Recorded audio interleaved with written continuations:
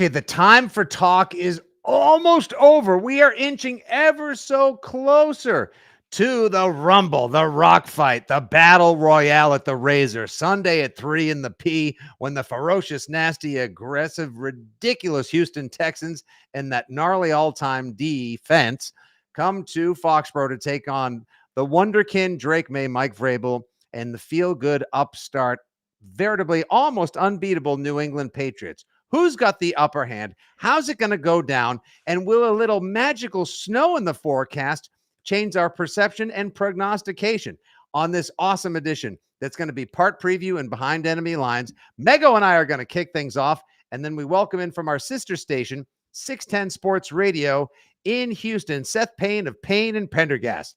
Fitzy, Mego, Seth, bringing the pain. It's all coming up on Six Rings and Football Things. Who wants a little theme music? Hey, whatever it takes, man. It's all about winning, all right? Winning on 3.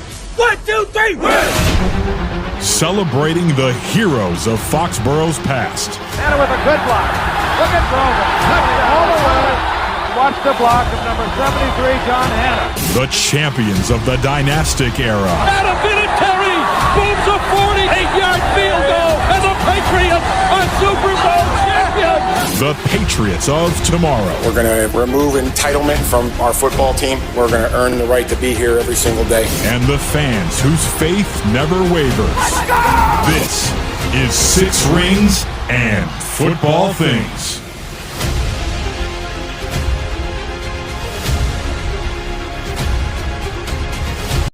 Yeah, we're just talking about, there's 24 teams at home right now. There's 8 of us, practicing and still working. And it's, he mentioned us today before practice, take a look, raise your hand who was still practicing this time last year. And I think, Milton was the only one. So it was pretty, just eye-opening to see, there's eight teams left, and it's a chance, an opportunity that we have to, play a home football game and home playoff game that matters at times when it matters most. So just kind of reflect on that and realize kind of opportunity we have, and at the same time, how much work we've done to get here and enjoy it, and at the same time, he just reminded us to take advantage of it and know that we got a chance. Man, I got to tell you, this guy and his perspective, he may only be all of 23 years old, not even old enough to rent a car on his own should he go on a vacation with Lady Bakesmith. But Drake Maye seems to just completely get it. But he gets it behind the microphone, and obviously he gets it in the film room, and he gets it on the football field. But is he going to get it enough? Will all of his experience and all of his intuition lead up to a performance worthy of defeating maybe not just only the best defense in the NFL this year, but one of the best defenses the NFL has seen perhaps this decade?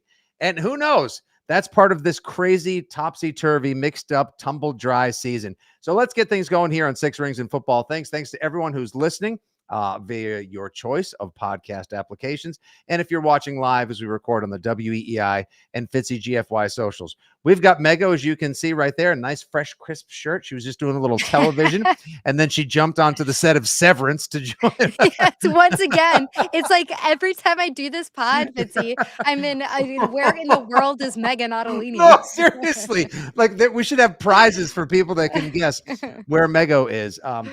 Real quick, we're going to be joined in just a couple of moments here by Seth Payne from Sports Radio 610 in Houston. But Mego, I want to just sort of get a feel, first and foremost, from you as to how you think this matchup looks now. Obviously, in comes this awesome defense.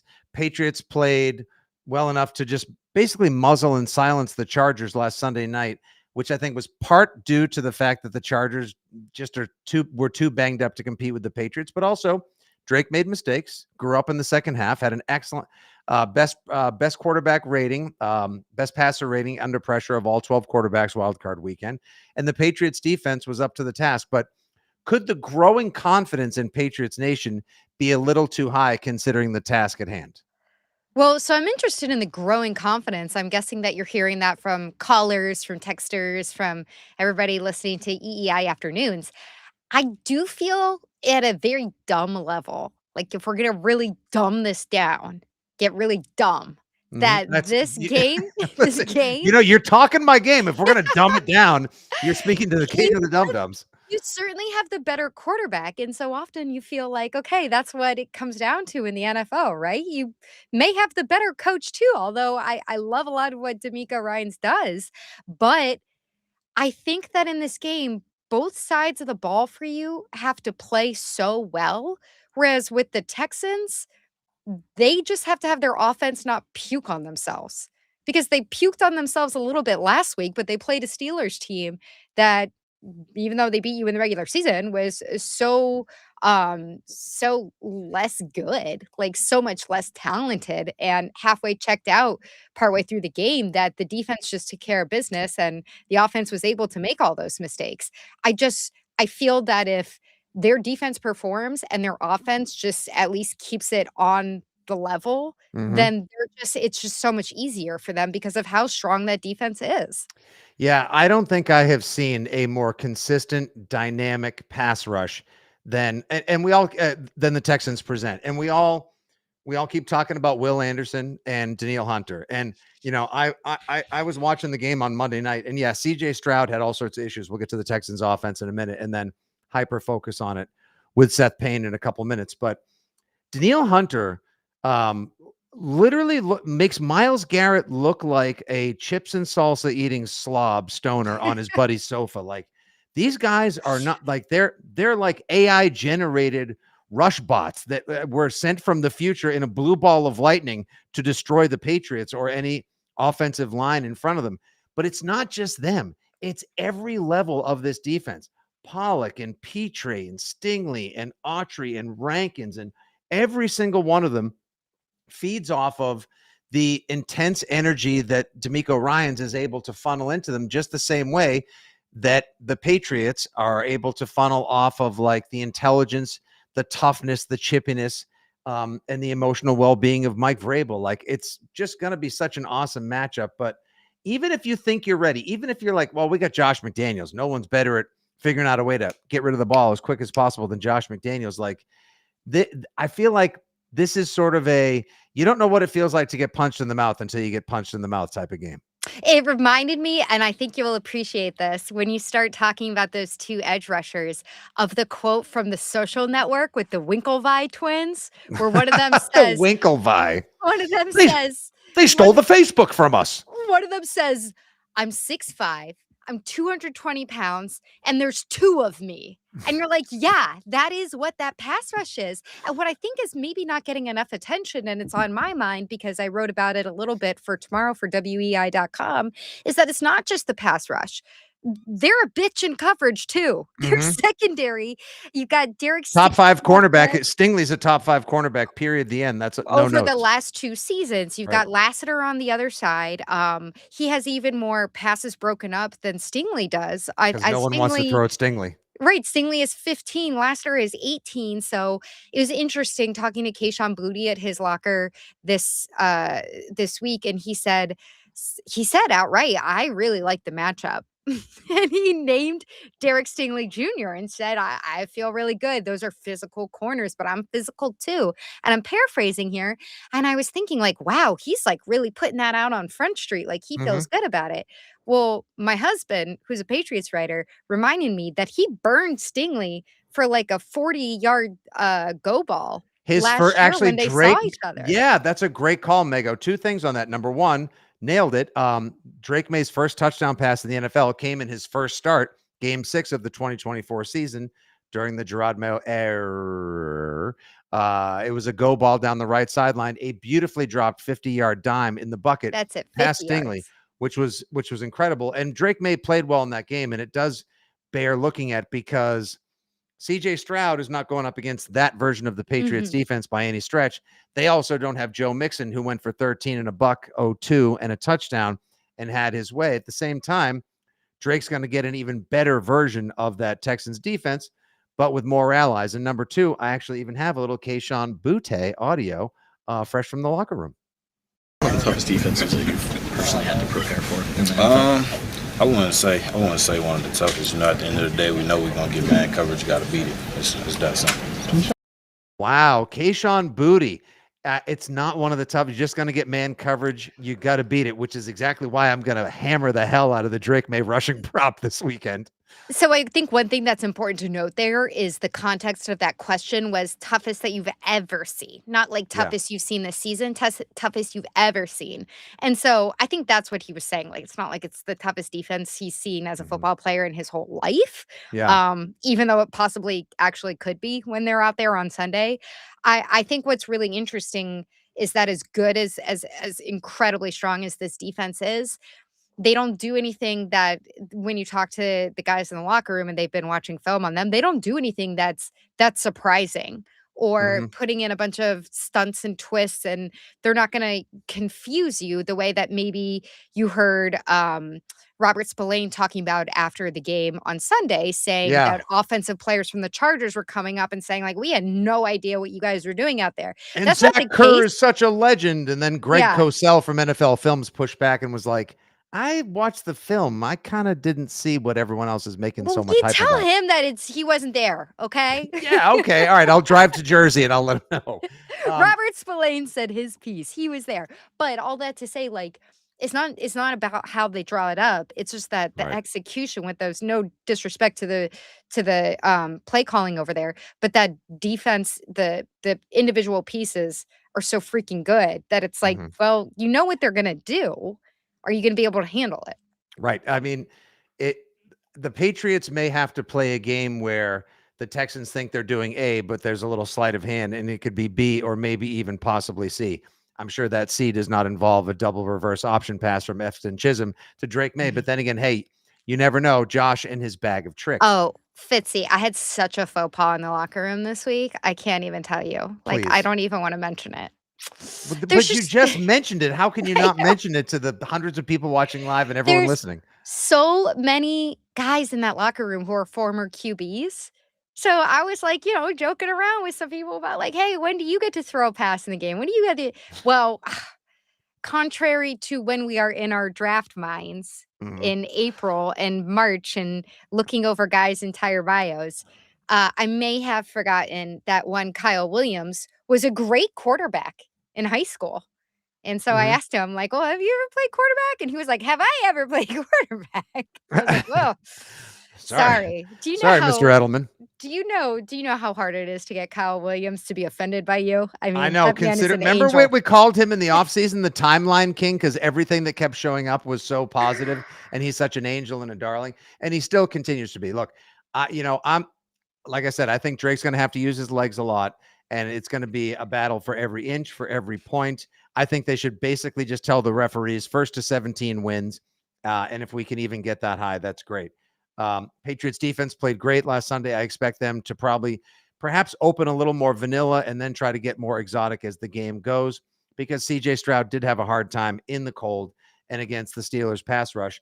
But I know you can fill the oceans blue with what we necessarily don't know about the Houston Texans offense and exactly how they view the Patriots and what that game plan could be.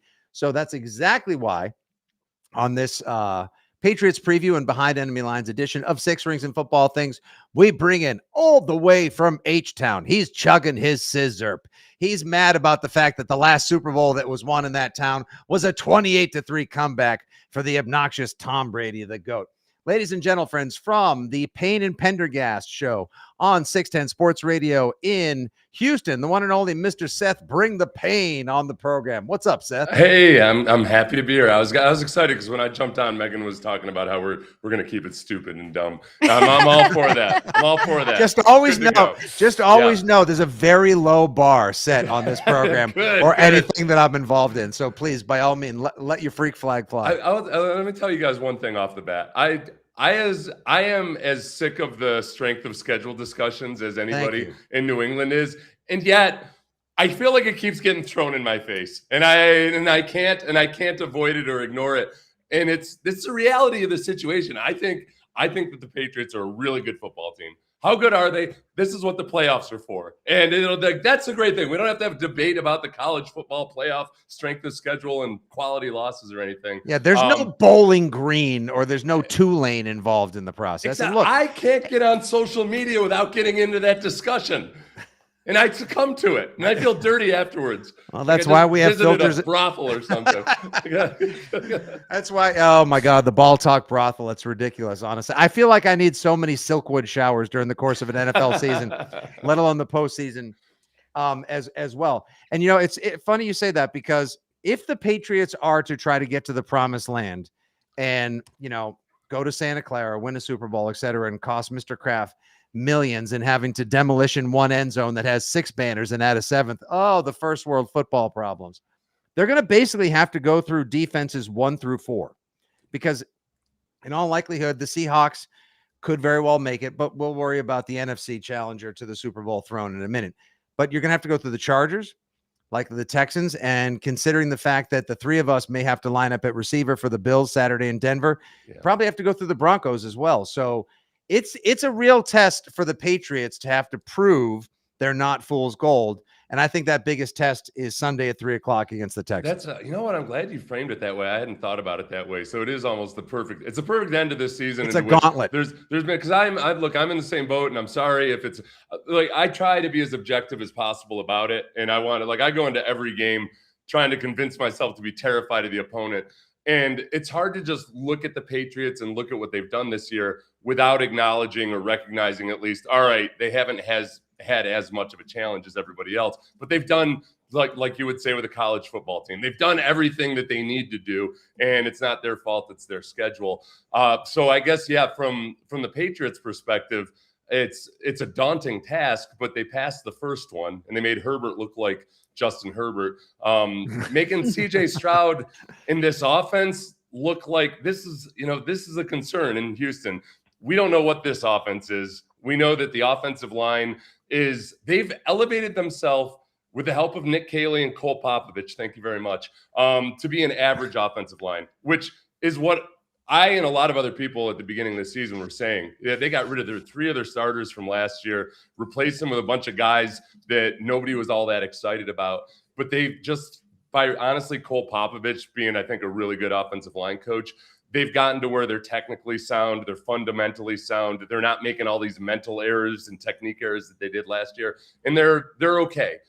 So they're not usually hurting themselves before they even have a chance to do anything good. Obviously, the game in Pittsburgh was concerning from the CJ Stroud standpoint, and that's the big question. On the road again with noise, and I hear that it's a lot louder in Foxboro these days than it was when everybody was bored with championships. So that's the big concern for me.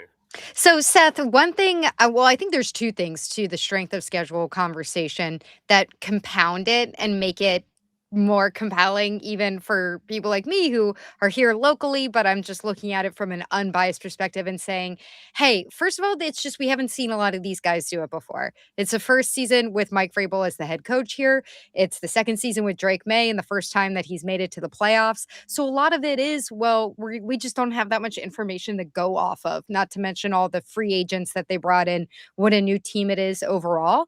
But on top of that, there is this trend so far this year that a lot of stuff is breaking the Patriots' way. And I say that because it brings us to the situation with Nico Collins. Yeah. And I'm wondering if, assuming Nico Collins is not able to go on Sunday, that's just the assumption I'm going off of by the concussion protocol, and correct me if you're hearing differently, how backbreaking is that for the offense over there? No, it really is. And it's funny that I didn't even mention Nico in my opening statement. I think I'm a little bit in denial about it. They've done all right with Nico off the field, and CJ had a pretty good performance in a game without him. Best passing stats of the year. I'm sorry to interrupt, Seth. 318 and 2 touchdowns. So his best game this year was sans Nico. Yeah, and it was as Jaden Higgins, the rookie second rounder, kind of stepped up, and CJ started to trust Jaden Higgins. I loved Higgins in the draft. Same. And I love Noel. I think Noel has just scratched the surface of his talent. No, and then Christian Kirk, after having about 200 or so pass receiving yards in the entire season last week, goes off and reels off $167. That was a surprise. There were a few things last week that were a surprise, and obviously Nico Collins was on the field. But the Texans' run game clicking like they did, that was the best we've seen them all season long. That was a genuine surprise versus that Steelers front that I was nervous about because, look, they play a 3-4. They play old school 3-4, you know, 2 head-up defensive ends and a head-up nose tackle like the Patriots will at times, especially with the nose tackle. The fact that they were able to mount that effort in the run game, I was honestly surprised by it. I don't know if they can replicate it again this week, but that would be a big key to victory.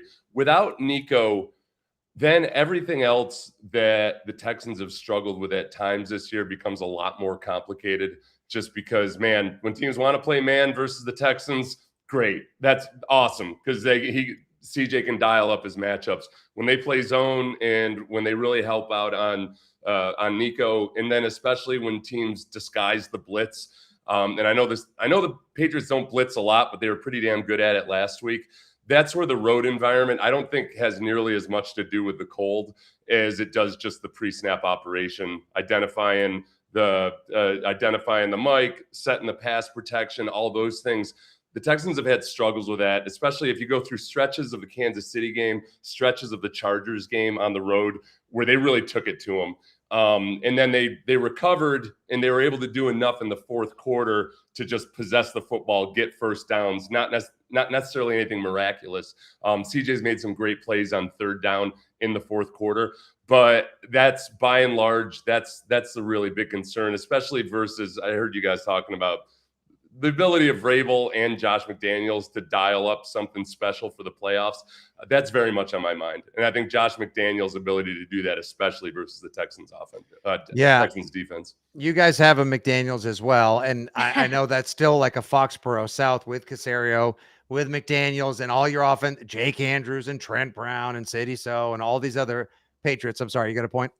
No. I'm glad you brought up the Ben McDaniels. I forget about us. So there's two things I forget about. One, because I've had so many concussions myself. Nico Collins concussion. But two, like how many ties there are. And every time I talk to somebody in New England, they'll bring up somebody. I'm like, oh yeah. Caserio spent some time up there, didn't he? Yeah. But Ben McDaniels, we talked about him this morning because we're talking about Stefon Diggs, and you know, I think probably as it was for you guys. So many people here were kind of surprised, like, wow, Stefon Diggs actually seems to be a really good leader in the locker room. Like, boy, he's really working with the young guys a lot. Gave him a love fest. I didn't have time to grab the clip and share it in the pod, but like Stroud talked about him as like, he's a brother to me. I didn't just love playing with him then. He's still one of my best friends and my favorite people.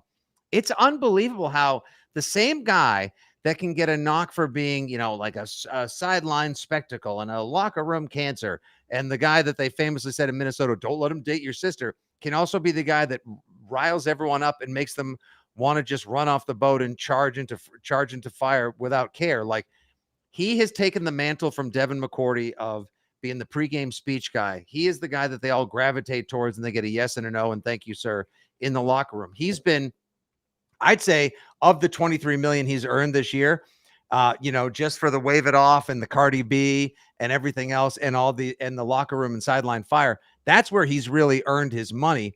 And it's so funny that this reputation has dogged him of like, oh, well, if Stefon Diggs was so great in Houston, how come they didn't re-sign him after he, got hurt halfway through the season? He had 46 catches, 500 yards, couple touchdowns. Oh yeah, it was a big drop off after he got injured. You know, you can see the drop in CJ's stats like across the board when he didn't have that easy option, when there was pressure, and there was a lot of pressure last year. You know, CJ, some of his best throws he made last year were 5 and 10 yard receptions to Stefon Diggs under pressure. But the Ben McDaniels part of it was, we were talking about, hey, looking back on that deal that the Patriots gave him because it seemed awful pricey at the time. Was that a good deal? And at the time, I thought it was a good deal, you know, with the big asterisk that he had to come back from his ACL.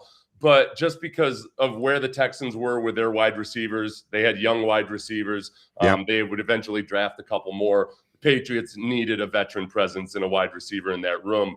And it makes sense, especially with there's not necessarily a boatload of guaranteed money.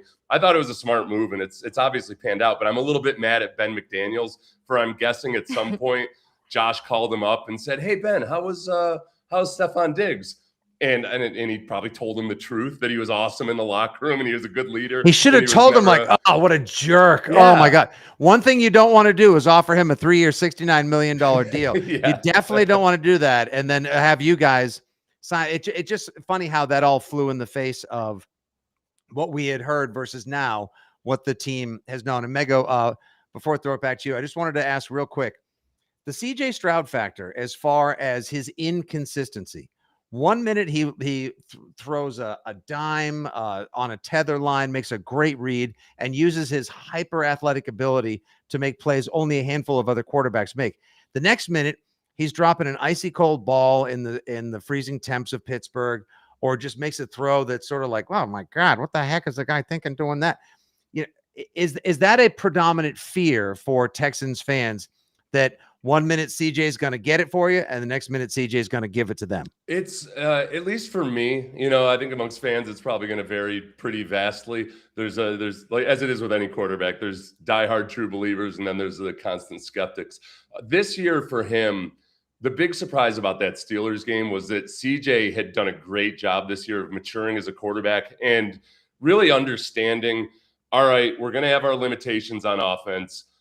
This offense is new to everybody, and they're trying to run. Caley's taken a lot more from Josh McDaniels than he is from Sean McVay. It's a lot of pre-snap responsibility on the quarterback. They want to get the protection right, and they've solidified things in a lot of ways. The last 3 regular season games, CJ didn't take a sack, but at times it's been a combination of things. Early on in the season, there were a lot of miscommunications where I think receivers just weren't in the right places, not in exactly the right places. So CJ would have some throws that look inaccurate, but then I talked to my wide receiver friends and everything, and they explained to me why I'm a dumb defensive lineman and and why the timing's just a little bit off. And as Jaden Higgins got better, that got better. But he's gotten really good at playing like a veteran quarterback. And to use Tom Brady's old saying, it's not about the plays you make, it's about the mistakes you don't make. Mm-hmm. Throughout the regular season, he was doing a good job of living out the cliches. On 1st and 10, he's taking the first read, throwing it. It's open, it's there. I'm not going to sit and wait for Nico Collins to get open downfield. If something wasn't there, he's throwing the ball away. He wasn't trying to extend plays and run out the back of the pocket and make sacks even worse than they were. He did a lot of the mature quarterback stuff that all of them struggle with in their first 3 years, as they learn when discretion is the better part of valor. He was doing all of that, and he was making a lot of progress at it. And then in the fourth quarter, there were a lot of times where, even though it wasn't a great offensive effort, he just came up clutch big time with some big third down conversions. And that's why last week was so weird, because it looked like, in a lot of ways, all of that had evaporated. Like, he just all of a sudden looked like he was pressing. It looked like he didn't realize, hey, I've got this defense on the other side of us, and we don't have to do too much. We just have to do our jobs. And, because, do your job. We still a lot of New England stuff because of our So that sounds familiar. Yeah. So we can't trade. We keep trying to trademark stuff, and it's already taken. But he's done a good job at that. And I don't know what happened last week. That was really a different version of CJ Stroud than we've really seen in almost the entire season. What I think scares me the most about this from the Patriots' perspective, this matchup, is that there have been a number of games where if you just look at the stat line, you go, wow, Drake's ball security has been really good. And obviously his accuracy has improved leaps and bounds since last year. But if you go back and watch the tape, there's a lot of these occasions where you go, oh, that could have been like a 3 interception game. Yeah. If somebody had wide receiver hands instead of, no offense, cornerback hands, and you guys have a couple cornerbacks who seem to have wide receiver hands. Yeah. And so honestly, I think that's what scares me, is that even something like a tipped pass, which is so chaotic, or a forced fumble, your defense just really generates takeaways. And to me, I think that 29 of them. That might be the most straightforward path to victory for the Texans, because the Patriots have not had a ton of situations where they've had to deal with that. And when they have, like in the Steelers game, when the Steelers came in to muck it up in week 3, they really paid for it. And that's I agree with you 100%. And, that's the one thing about riding a defense to a championship that's difficult, though, is that, man, it's hard to have 4 games in a row where you take the ball away a whole bunch. And that at some point you run up against quarterbacks like Drake Maye who don't, maybe it's been a little bit of luck, but like he hasn't turned the ball over. And then on down the line, I think the biggest thing about this defense is, I mean, they're so much fun to watch if you're not playing against them. And as a player, I'm jealous of how they play as a unit. I've never seen a team or a defense that has as many stud players who are also unselfish players. So what you get is, Danielle Hunter and Will Anderson. I'd say both those guys could have had 3 or 4 more sacks apiece this year if they were more selfish. But when they get to the level of the quarterback, they turn it into a bull rush. They're not trying to win on the edge at all costs and get their sack and get their bag and all that. And likewise on the defensive backfield, Derek Stingley and Kamari Lassiter are just wired different. And I know I'm sounding like an extreme homer here, but I've been I'm a you played for jerk. The team. It's okay. I got That's you. It. No, but I try to be objective. But it's honestly, I get jealous that I want to play on that team. Because they're just, oh my God. Could you imagine if you've got Autry and Rankins and Anderson and the Terminator next to you along that line? My God, you had 17 and a half career sacks. You'd have 17 and a half sacks in a season. No. I'm all about the run, baby. I don't exactly. Well, Tommy Togiai would be who I would hopefully try to. Megan, you made a great point about earlier before I came on about the talent of the defense and how they are able to keep it relatively simple partly because they have really talented players at those 4 pillar positions, the 2 defensive ends and the 2 corners. But I think the other part of it is, and I think, this is where there's so many similarities between these 2 teams just because Vrabel's a different type of personality than D'Amico Ryans, but I think they're both wired the same way in the way they coach their players and how similar yet different. Yeah. I could go off on a whole other tangent about the similarities between Belichick and D'Amico, and I think that's why D'Amico and Nick Caserio get along so well. But the guys, the blue collar guys, are really well coached. So Tommy Togiai is one of the starting defensive tackles. At the beginning of the year, he was inactive on game day for the first couple games. And then because the Texans have had 4 defensive tackles go on IR, he's one of the starters now alongside Sheldon Rankins. But those are 2 guys that, Sheldon Rankins signed a one-year, $5 million deal. Tommy Togiai's, I think when they acquired him, he was on the veteran or the 4th-year player minimum or whatever it was. So $1 million a year. And the linebackers too, Aziz Elshire wasn't a marquee signing. Henry To'oTo'o was a mid-round pick. Yeah. Those guys are playing way above and beyond what I would have thought they were capable of when they first got here. So it's the sum total of all of it where they just play so well and so cohesively that you get the product you do. Yeah, I see your Togiai and I raise you at Kairos Tonga.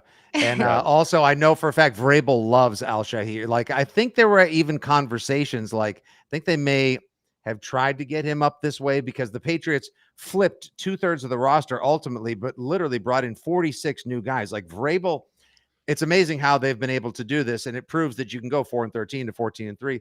It was a live-in reno. They gutted the house and somehow still lived with exposed studs and dangling wires the whole time. That's where, I get asked a lot when people ask me about Nick Caserio. How's he operating? How is he doing compared to other people who leave New England and try to pretend that they're Bill Belichick? Caserio, I think, like Vrabel, they learn a lot. Look, you spend that much time with a guy like Bill Belichick, you're going to learn a lot. But I think both those guys also, both Caserio and Vrabel, understand that you have to be your own man. And there's certain things that work for Belichick that are going to work for you. And there's certain things that if you try to emulate Belichick, you're going to look like the biggest D-bag in the world because it's just not you. And Caserio has brought a lot of it. The roster churn is one of them. All these guys on 1- and 2-year deals that just show up and you end up getting the best out of them. But opposite of Belichick, they've taken nothing but, Power 5 conference guys in the draft since he got here. They don't take these small school experiments or guys that Belichick would fall in love with. It's completely the opposite. So which it's not that one's better than the other. It's just Caserio is being his own guy and running it the way he wants to. A question I have, Seth, is that so the way that Houston's season started out, it's like everybody was like, okay, it's another one of these years for Houston. Is it the same kind of, I don't want to like say cult of personality, but that's kind of how it feels in the locker room with the Patriots, where honestly, you talk to those guys in the locker room and you hear a new phrase every 3 days. And every part of the team is saying it, and then Vrabel says it in a press conference. Don't change the mac and cheese. We all we need. I know. Like, how many T-shirts are we going to print before we get to the damn AFC Championship? It's like, okay, so for example, this week, Vrabel starts off his press conference on Wednesday talking about the demeanor of the defense in Houston and how much he respects that. And then we go and talk to 2 different wide receivers, and they're talking about the demeanor of the defense. And it's like these words that that they just clomb onto from the head coach. And I'm wondering if it's the same kind of feeling in Houston, if it ever was like that when DeMeco was newer, or how you turn around a season like that starts out the way it did. I think so it's good. I think there's the short term and then there's the 3-year window. The 0-3 start, it was interesting because you could point to some bad plays in at least 2 of those first three games where CJ Gardner-Johnson was the safety opposite of Kalen Bullock. And he kind of went into business for himself, and everybody had to make up for it. And all of a sudden he's gone, And Laramie Tunsil was a guy. So that's the first 3 games of the season. If you look at these last 3 years, Texans traded away Laramie Tunsil, the left tackle from last year, and people are wondering what the hell. One of the worst pass protecting teams in football is getting rid of one of the best pass protectors in football. On the paper side of things, Tunsil makes a lot of money. It was going to have to be a complete and total overhaul of the offensive line at some point. You're going to have to spend money on 5 guys, not just 1 guy. I think there's also a feel or a possibility, at least, that there were a lot of guys that weren't just quite DeMeco Ryans types of guys, like these extreme blue collar guys that are just rabid for not just football, but like love to practice football. See, this want to be out there. Yeah. This is very familiar because we went through a similar purge over the beginning of the summer, the end of the spring, where you had a bunch of captains who were either pending free agents or they were just gone. Yeah. And it was like, wow, well, I hope he knows what he's doing. It was, I asked DeMeco, my 10th year in the NFL was DeMeco's rookie year. So I got to see, like, from the very beginning, I was just a grumpy old vet. And I knew about 2 weeks into training camp, I was like, oh, this kid's not a bastard at all. I like this kid with DeMeco Ryans. But when he first got here, one of the terms, that get repeated and everything, every now and then we hear somebody talk about, don't be an energy vampire. Don't be an energy vampire. And then we heard it a little bit last year. Don't be an energy vampire. And I asked DeMeco about it towards the end of training camp. And I was like, we haven't really heard that term yet anymore. Are you using a different term? And he just said, we got rid of them. We don't have any of them around, so we don't, he identified the energy vampires and got them out. And it is a cult-like feeling. And personally, I'm a fan of cults when it comes to football teams. I played for the Jaguars early, back when they were in their AFC championship days. And it was one of the first teams that was just super evangelical, like crazy evangelical. And a lot of the big time star players were all very evangelical. I myself tend not to run in those circles, but I was like, cool. These guys really think God wants them to win a Super Bowl. I don't believe that, but I'll go along with it if it works for you guys.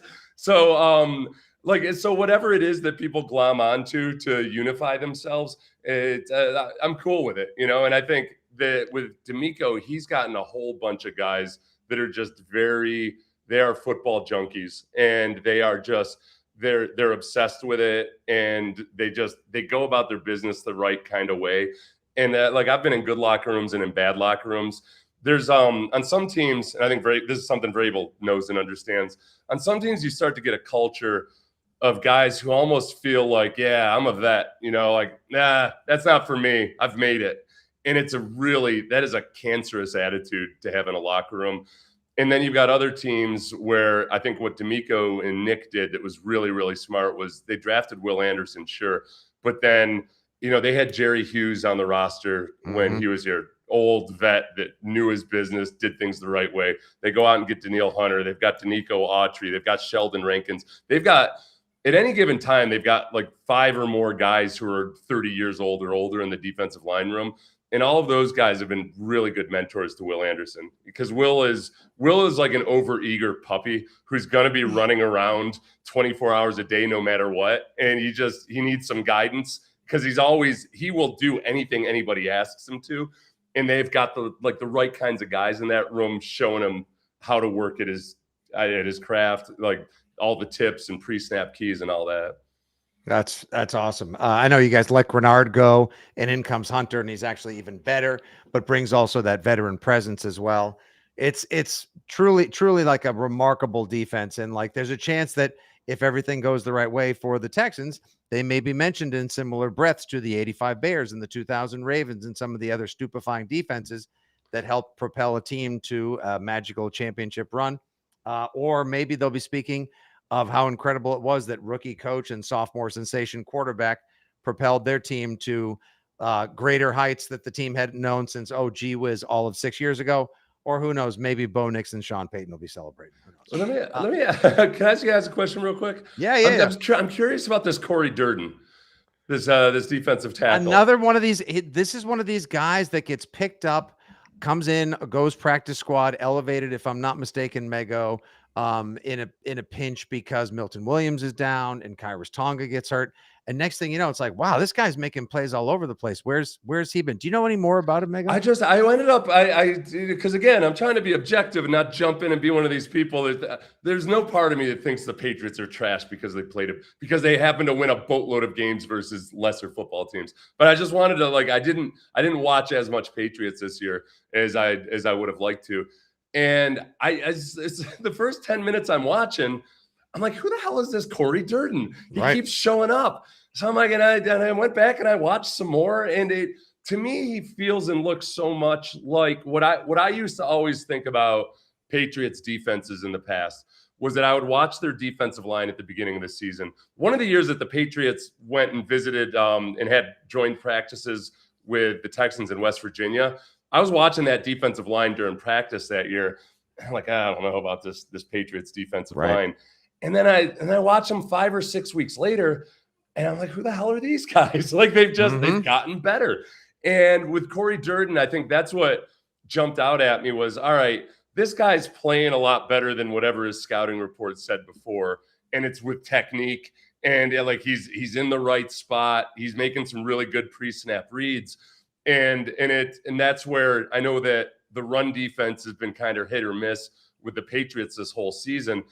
But if you factor the injuries back into it and you get those guys back like they have, you also have to look at those young defensive linemen and say, all right, these guys are better than they were 8 weeks ago. And, again, if that's a Vrabel trait that came from a Belichick trade, whoever is responsible for it, it reminds me of those old Patriots defenses.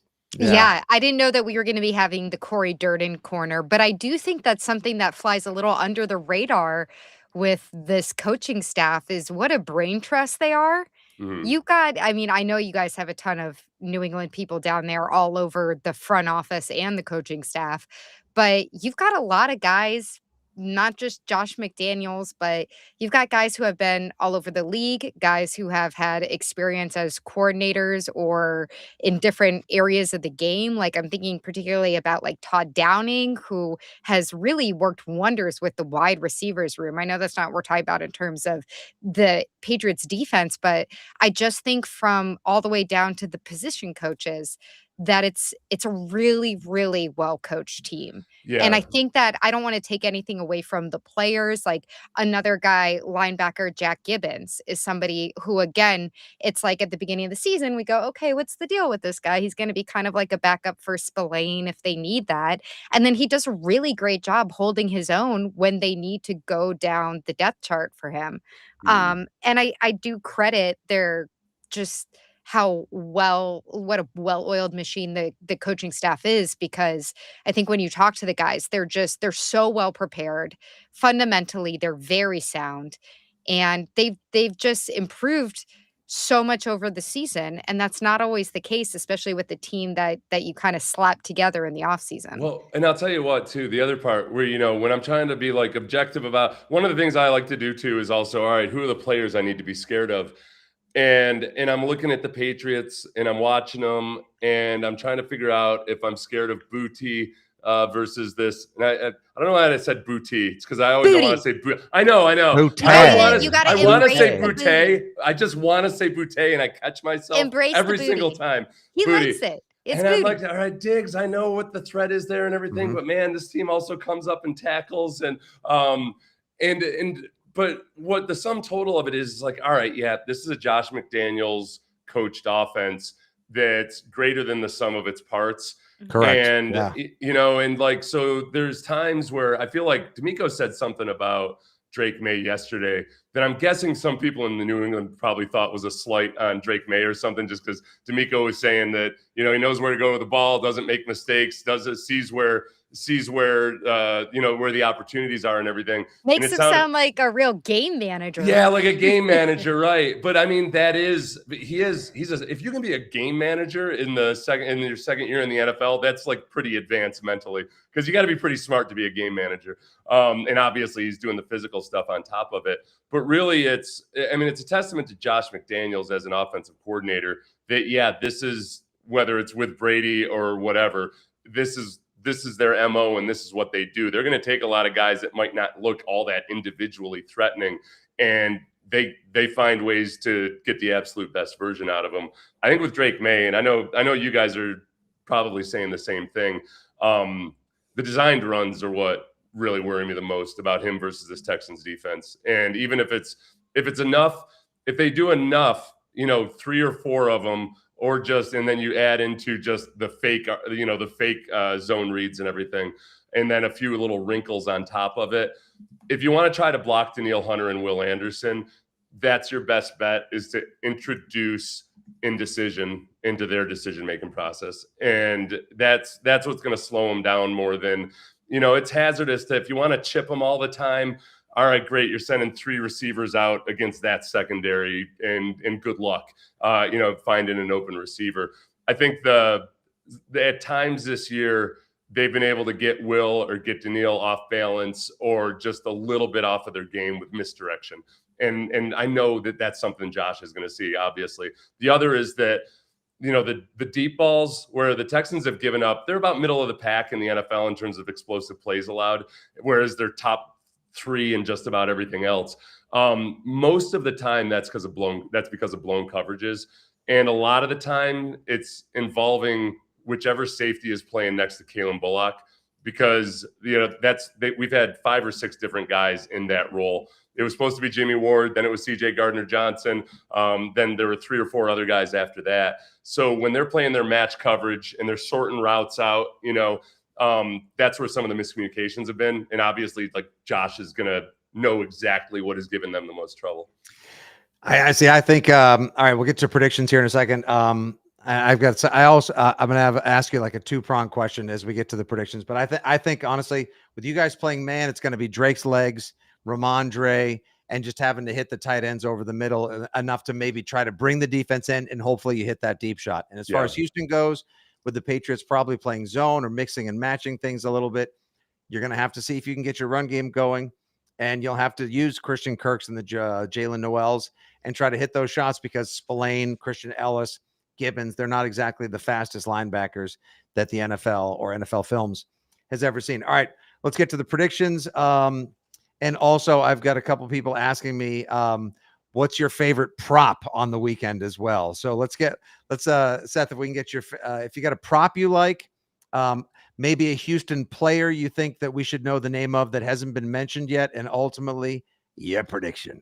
I'm going to go, what's Ramondre Stevenson's, what's his over under on rushing yardage this week? I shall endeavor that for you. I'm going to take the under on that, and that's no disrespect to Ramondre Stevenson, but the Texans this year, like, one of the things that's under less notice about them is that they're a really good run defense. And usually when they face a premier running back or any running back at all, they've been able to hold those guys to less than their season averages and less than their season totals. Tommy Togiai has been a big part of that. He's just been an absolute stud run defender. So I would take the under on him. Travion and Ramondre are both 37.5 yards.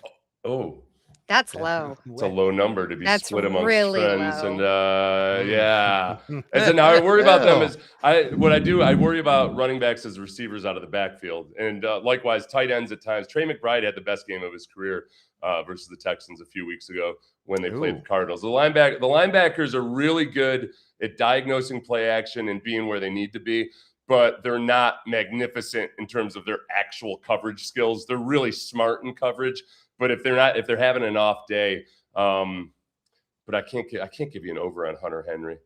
Nope. but I just gave the people that information for whatever it's worth. Yeah. All right, so let's see. Let's go with the score predictions now. First, Mego, I will give you a chance, and this one may ruffle some regional feathers. I feel bad about this. Okay, you should know this, Seth. I'm not a Patriots fan.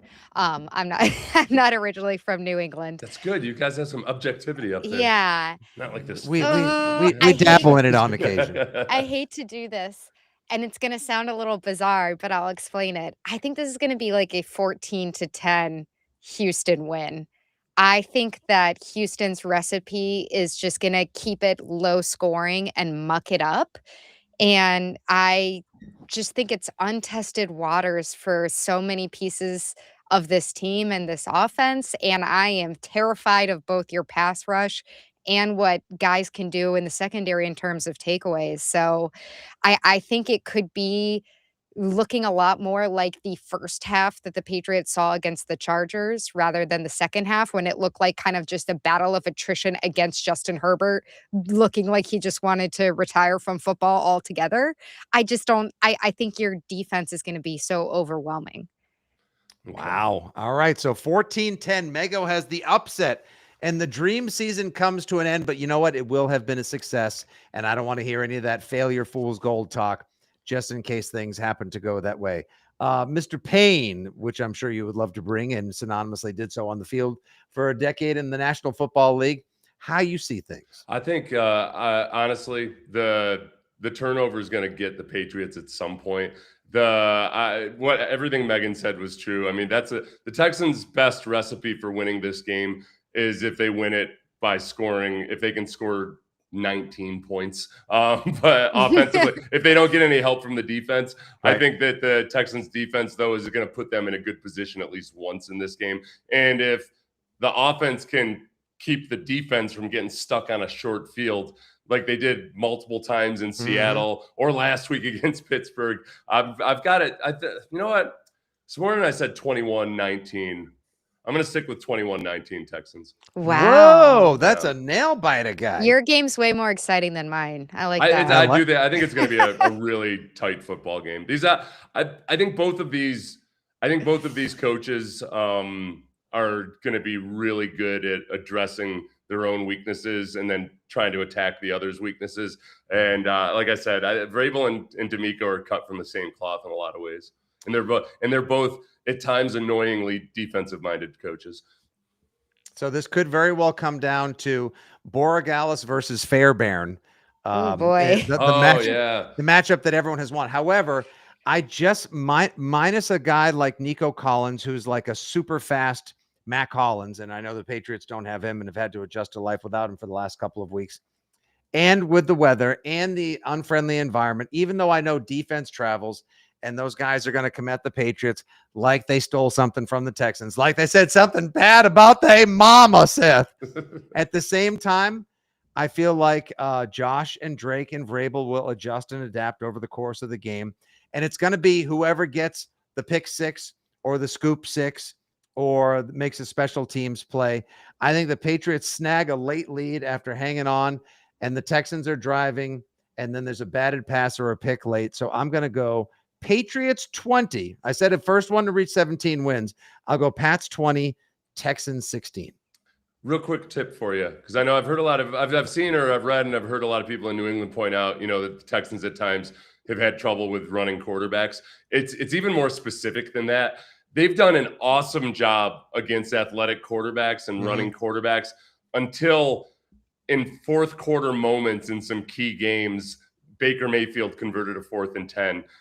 Justin Herbert made it really scary in the second half with a scramble to convert. Like Trevor Lawrence made it scary in the fourth quarter on what would be their final drive. They'll do a really good job with contained pass rush. They've just had this curious hiccup where all of a sudden they lose them. And that's why Drake Maye, deciding to all of a sudden really get his exercise on the football field is annoying me a little bit. Because he looks very much like he gets it. Yep. Yeah, I mean, like I think honestly, that's why I was saying, like, with all that man coverage, like the first thing that I placed a small wager on, it was only part of my kid's 529 earlier today, was the Drake over rushing prop. Would you believe his is 34.5? So it's 3 yards under his running backs, because this, like Josh Allen, when you guys flummoxed him and beat him up on that Thursday night game, both of his tackles were out. You got 9 sacks on him, so that makes sense. 2 of the best pass rushers, 2 backup tackles. But Josh wasn't in. Oh, here comes Josh Allen. Throw it on the Superman cape one more time. It's a bird. It's a plane. It's Buffalo's greatest hope. So he wasn't ready to run and have to do all the things he has to do now. Now he's going to have to do it and do it several times against Denver. Just the same way Drake's going to be like, well, I know I could probably run for 100 yards if I have to, but the season hasn't been on the line. Now it's on the line. You saw last week he had 60 yards. He had that 40-yard scramble, which was huge. It's just going to be like, it's going to be a case of just like everyone's going to have to do that extra something. And will CJ be able to make enough of those plays the same way that people think, like you said, Josh, or rather Drake, will get his exercise? That's what it's going to come down to. Man, I'm the hell with Friday. Just get me to 4:30 Saturday so I can, like, this weekend's going to be awesome. We had a Monday night game, and it felt like on Wednesday, we were like, okay, awesome, cool. The game's almost here. We don't have to wait and everything. And now today it feels like we've been talking about this game forever. I know. But to bring it back to the very first thing that you guys had mentioned, I think, Megan, you made this point, was one of you two did, both job. Good job by both of you. That for a team that's taken so much scrutiny or for their soft schedule to have to go through all of these defenses potentially on their way to a Super Bowl, that would be pretty cool for you guys. It would be almost as cool as when the Astros won their first World Series and they had to go through the Red Sox, the Yankees, the Dodgers, in that completely and totally unblemished World Series championship. Yeah, I was just going to say. It was, but that part of it, for a team that had never won a World Series before, it was cool that it was the Red Sox, it was the Yankees. In the moment. And then it was great. And that was great. We borrowed your cheating manager, and the next year we went through you guys. And I have zero apologies for any of those championships. I apologize for nothing. I don't care. No. There's you know what? I don't want to get up on this soapbox. Okay, we're cool. Okay. Yeah, I know. And the Texans and Patriots have a sneaky good postseason rivalry, and it continues now, from divisional round games where Deion Lewis had to bail the Patriots out, to Brady and Bill O'Brien and Captain America in a football uniform, Justin James Watt, and obviously the Letterman jacket game on Monday Night Football 13 years ago. Like, there's a lot of great and all bad-ish blood between the two. And Sunday might be the baddest of them all. So, by the way, guys, I just got an email from corporate. We have officially now gone from podcast to sports radio show. So congratulations. Fitzy Mego and Payne, Thursday nights here on the socials. I actually do get a chance to talk to your co-host tomorrow at 4:30 on the WEEI afternoon show. Oh, and I've good. spoken with him before because I know he and Ted Johnson work together. He's awesome. You are awesome. Thanks for carving out some time. Sean will talk a lot more smack than I do. You'll have fun with him. No, man, this has been great. Seth, honestly, like, your PD said, like, oh, no, Seth's going to be a blast. It'll make an awesome pod. You were beyond that and then some. And I'm sorry we won't get a chance to do it again until maybe next season. But for now, great job. Awesome career. Awesome radio. Follow him, folks, if you want to get some, great dumb talk. Like he's I'm really just dumb. good dumb football talk. Incredibly dumb, yes.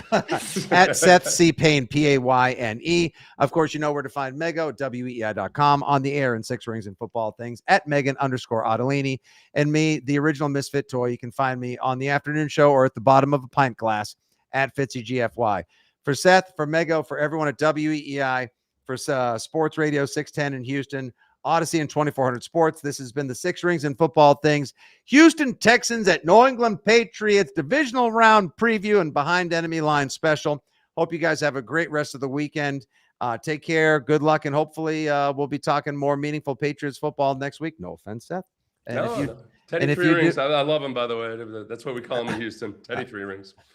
Awesome. Take care, everyone. Thanks for listening. Thanks for watching. And as always, go Pats.